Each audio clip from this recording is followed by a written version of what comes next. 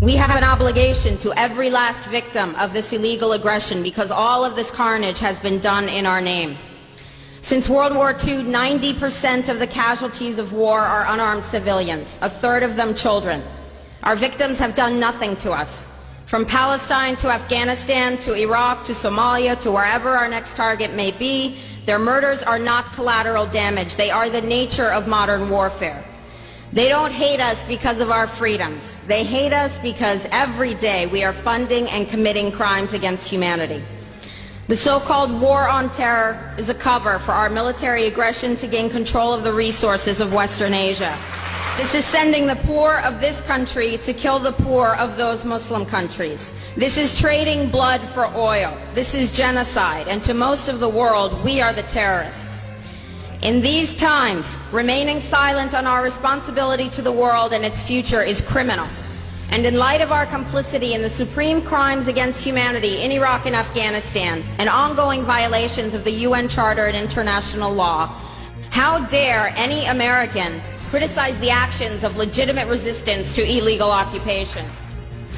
Our so-called enemies in Afghanistan, Iraq, Palestine, our other colonies around the world, and our inner cities here at home are struggling against the oppressive hand of empire, demanding respect for their humanity.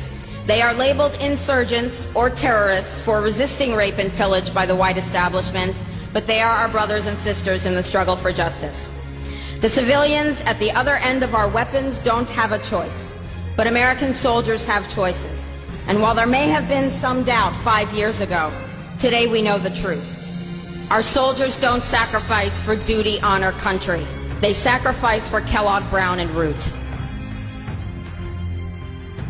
They don't fight for America, they fight for their lives and their buddies beside them because we put them in a war zone. They're not defending our freedoms. They're laying the foundation for 14 permanent military bases to defend the freedoms of ExxonMobil and British Petroleum. They're not establishing democracy. They're establishing the basis for an economic occupation to continue after the military occupation has ended. Iraqi society today, thanks to American help, is defined by house raids, death squads, checkpoints, detentions, curfews, blood in the streets, and constant violence. We must dare to speak out in support of the Iraqi people who resist and endure the horrific existence we brought upon them through our bloodthirsty imperial crusade.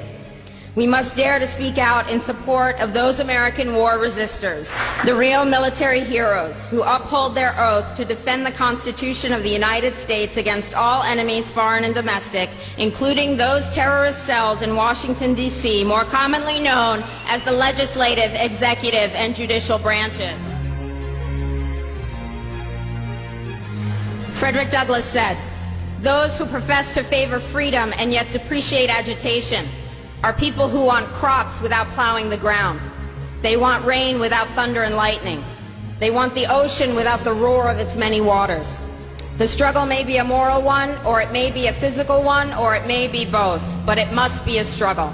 Power concedes nothing without a demand. It never has, and it never will. Every one of us must keep demanding, keep fighting, keep thundering, keep plowing, keep speaking, keep struggling until justice is served. No justice, no peace. No justice, no peace.